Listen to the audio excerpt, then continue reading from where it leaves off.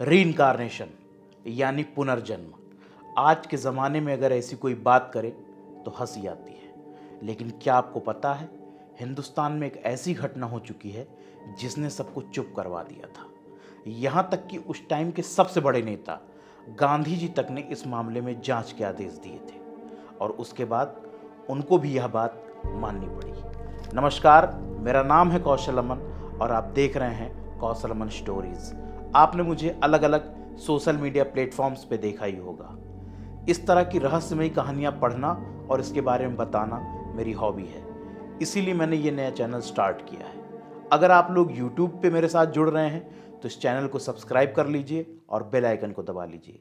अगर आप फेसबुक पे देख रहे हैं तो कौशल अमन स्टोरीज को फॉलो कर लीजिए। अब आइए आपको ऐसी हैरत अंगेज घटना बताते हैं जो आपके होश उड़ा देगी। साल था 1930। देश में स्वतंत्रता का आंदोलन चल रहा था। दिल्ली के एक परिवार में एक बेटी का जन्म हुआ। घर वालों ने नाम रखा शांति। शांति बचपन से ही बहुत चुप रहती थी। घर वालों को लगा कि शायद बड़ी होकर बोलेगी, फिर भी वह कुछ नहीं बोली। सभी को लगने लगा कि शायद वह गूंगी है। इसी वजह से घर वाले शांति को कुछ ज्यादा ही लाड प्यार करने लगे। कुछ समय बाद शांति का चौथा जन्मदिन था। घर में मेहमान आए हुए थे, केक रखा हुआ था। तभी सबने कुछ ऐसा सुना जिससे सभी के होश उड़ गए। जो बच्ची पैदा होने के 4 साल तक कुछ नहीं बोली, उसने धड़ल्ले से अपनी माँ से कहा कि आप मेरी माँ नहीं हो, आप लोग मेरा परिवार नहीं हो। घर वालों को यह समझ नहीं आ रहा था कि बच्ची बोली है उसकी खुशियां मनाए या जो उसने बोला है उस पर शोक। लेकिन फिर किसी ने समझाया कि बच्चे का मन उदास होगा, इसीलिए वह ऐसा बोल रही है। किसी ने उसकी बात पर ध्यान नहीं दिया। समय बीतता गया। शांति की आदत और हरकत से वह किसी प्रकार भी एक छोटी बच्ची नहीं लगती थी। उम्र तो कम थी, लेकिन ना ही शरारत करना और ना ही किसी से ज़्यादा बातचीत। फिर एक दिन शांति के घर उसके प्रिंसिपल आए। उन्होंने जो कुछ कहा उससे उसके घर वालों के होश उड़ गए। प्रिंसिपल ने उसके घर वालों से पूछा कि आपकी बच्ची को क्या कोई दिमागी बीमारी है, क्योंकि वह स्कूल में सब बच्चों से बोलती है कि मेरा असली घर मथुरा में है, वहाँ मेरे पति और मेरा बेटा रहता है जिनकी एक दुकान है। मेरी मौत हो गई थी, उसके बाद दिल्ली में मेरा दूसरा जन्म हुआ है। इतना कहते ही शांति के माता पिता रोने लगे और प्रिंसिपल से इस समस्या का हल पूछा।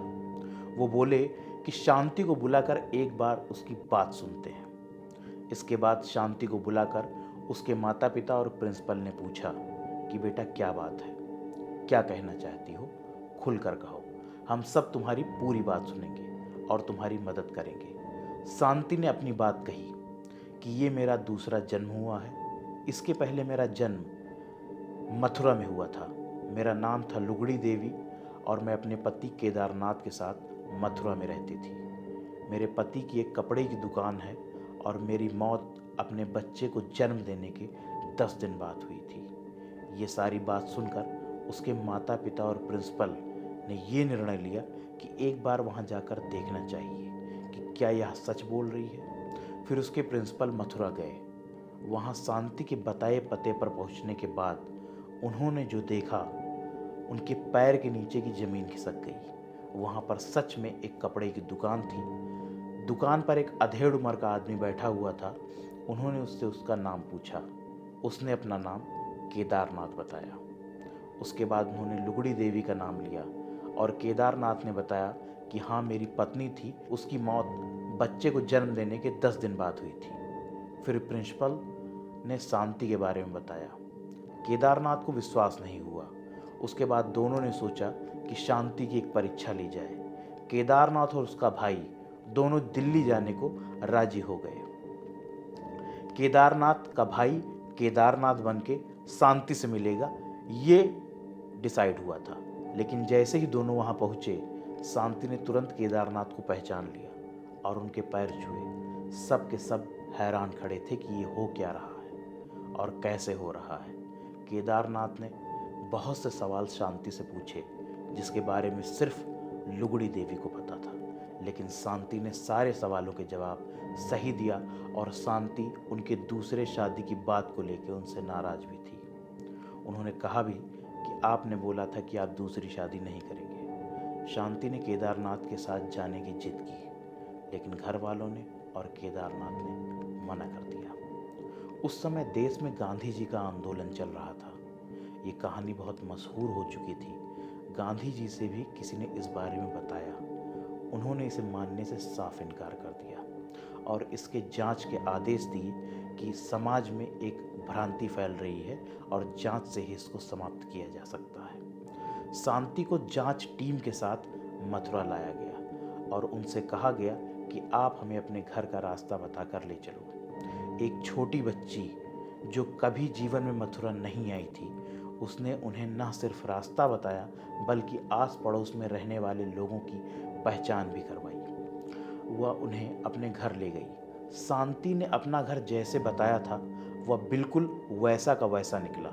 उसने अपने घर में एक जगह पर पैसे छुपा कर रखने की बात भी कही थी। पैसे वहाँ से गायब थे।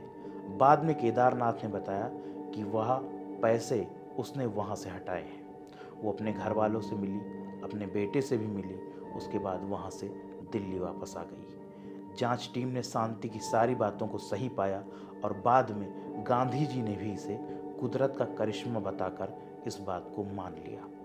फिर क्या था, देश विदेश से पत्रकार शांति के इंटरव्यू लेने के लिए दिल्ली आने लगे। शांति ने किसी से भी मिलने से मना कर दिया। एक दिन शांति की माँ ने शांति से पूछा कि बेटे, मरने के बाद किसी इंसान के साथ क्या होता है। शांति ने अपने बारे में बताया कि मरने के बाद मैं श्री कृष्ण जी से मिली और उन्होंने ही मुझे दोबारा भेजा है और ये सारी बातें यहाँ बताने के लिए कहा है, इसीलिए मैं आप सबको अपनी सच्चाई बता रही हूँ। बाद में शांति ने हर पत्रकार को इंटरव्यू दिया और शांति के ऊपर बहुत सी किताबें लिखी गई और शांति ने जीवन में कभी भी शादी नहीं की क्योंकि वह केदारनाथ को ही अपना पति मानती थी। भाई, इस कहानी की रिसर्च करते हुए मैं खुद भी दंग रह गया कि ऐसा कैसे हो सकता है, लेकिन सबूतों के आगे सबको झुकना पड़ता है। इसी तरह की रहस्यमयी कहानियों के लिए चैनल को सब्सक्राइब कर लीजिए और ये स्टोरी कैसी लगी कमेंट बॉक्स में बताइए। नमस्कार।